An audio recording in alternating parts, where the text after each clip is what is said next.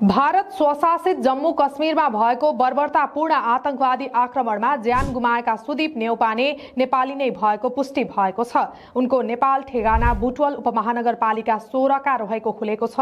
उपमहानगरका प्रवक्ता शिव राणाका अनुसार नेउपाने वडा नम्बर 14 का वडा अध्यक्ष दधिराम नेउपानेका भतिज पर्छन्। वडा अध्यक्ष नेउपानेले पनि सुदीप मारिएको पुष्टि गरेका छन्। सुदीप शनिबार मात्रै घुम्न भनेर घरबाट निस्किएका थिए। उनी आमा बहिनी र जुवाइँलाई लिएर घुम्न गएका थिए। सुदीप परिवारका एक्ला छोरा हुन्। गत शनिबार आमा रिमा पाण्डे, दिदी सुषमा र भिनाजु उज्जवल काफले सहित कश्मीर गएका सुदीपमाथि बन्दुकधारीहरूले अचानक आक्रमण गरेको वडा अध्यक्ष नेउपानेले बताएका छन्। सुदीप धरानमा ब्याचलरमा पब्लिक हेल्थ अध्ययन गरिरहेका थिए। उनी 26 वर्षका थिए। जम्मू कश्मीरको पहलगाममा मंगलबार आतंकवादी आक्रमण भएको थियो, जसमा कम्तीमा 27 पर्यटकको ज्यान गएको भारतीय सञ्चार माध्यमहरूले जनाएका छन्। भारतीय सञ्चार माध्यमले आक्रमणमा परेर नेपाली नागरिक सुदीप नेउपानेको पनि ज्यान गएको बताएको थियो।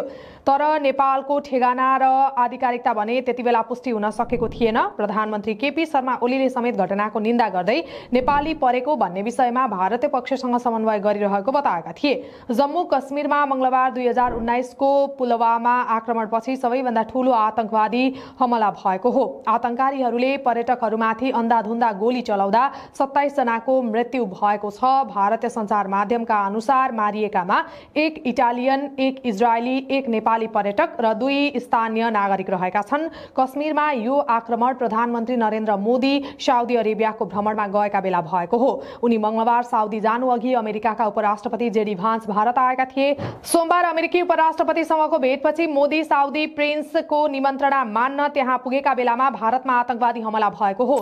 यो घटना लगतै नरेन्द्र मोदी साउदी अरेबिया भ्रमण छुट्याएर स्वदेश फर्किएका छन्। उनले यो आक्रमणलाई आतंकवादी आक्रमणका रूपमा उल्लेख गर्दै भनेका छन्, आक्रमणमा संलग्नहरूलाई छाडिने छैन। राजधानी दिल्ली उत्रने बित्तिकै मोदीले आपतकालीन बैठक राखेर परिस्थिति बारेमा जानकारी लिएका छन्। समाचार एजेन्सी एएनआई का अनुसार राष्ट्र सुरक्षा सल्लाहकार अजित डोभालसँग पनि यस विषयमा उनले छलफल गरेका छन्। केन्द्रीय गृह मन्त्री अमित शाह यस अघि नै कश्मीर पुगिसकेका छन्। जम्मू कश्मीरमा भएको आतंकवादी हमलापछि भारतको राजधानी दिल्लीमा पनि सुरक्षा व्यवस्था कडा पारिएको छ।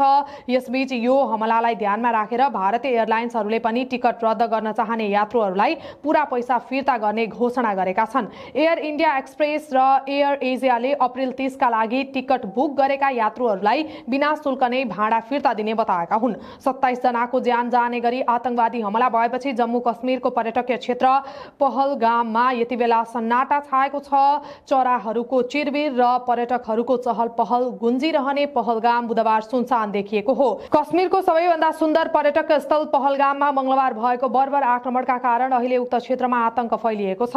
पहलगाममा भएको आतंकवादी हमलापछि सुरक्षा बलले अपरेसन सुरु गरेपछि वैशरण उपत्यकाको दृश्य फरक देखिएको छ। केटाकेटीका चप्पल, आधा खोलिएका टिफिन बक्स, छरिएका पर्स र रगतका दागहरूको अवस्था भयावह छ।